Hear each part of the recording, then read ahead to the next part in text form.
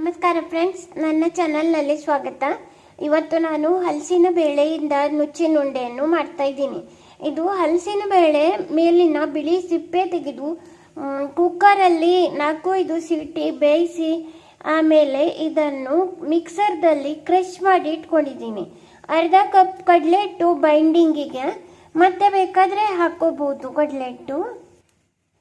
ಇವೆಲ್ಲ ನುಚ್ಚಿನ ಉಂಡೆಗೆ ಹಾಕೊಳ್ಳಿಕ್ಕೆ ಬಾಕಿ ಸಾಮಾನು: ಈರುಳ್ಳಿ ಚಿಕ್ಕದ್ದು 2 ಹೆಚ್ಚಿಟ್ಕೊಂಡಿದ್ದು, ಸ್ವಲ್ಪ ಕಾಯಿ ತುರಿ 2 ಟೇಬಲ್ ಚಮಚ, ಇದು ಕೊತ್ತಂಬರಿ ಸೊಪ್ಪು, ಹಸಿಮೆಣಸು, ಶುಂಠಿ ಚೂರು, ಇದು ಉಪ್ಪು ಮತ್ತು ಇದು ಸಕ್ಕರೆ ಅರ್ಧ ಚಮಚ, ಇದು ಲಿಂಬು ರಸ.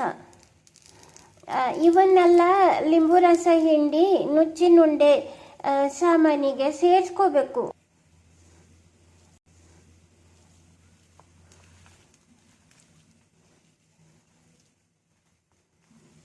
ಎಲ್ಲ ಕಲಿಸ್ಕೊತಾ ಇದ್ದೀನಿ.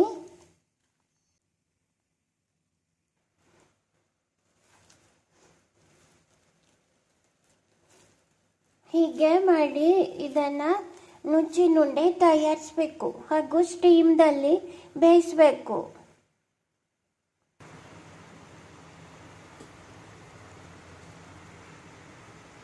ಹೀಗೆ ಸ್ಟೀಮ್ ಮಾಡಿ ಬೇಯಿಸ್ಕೊತಾ ಇದ್ದೀನಿ. ಕೆಳಗಡೆ ಪಾತ್ರೆಯಲ್ಲಿ ನೀರು ಹಾಕ್ಕೊಂಡು ಕುದಿಸಬೇಕು.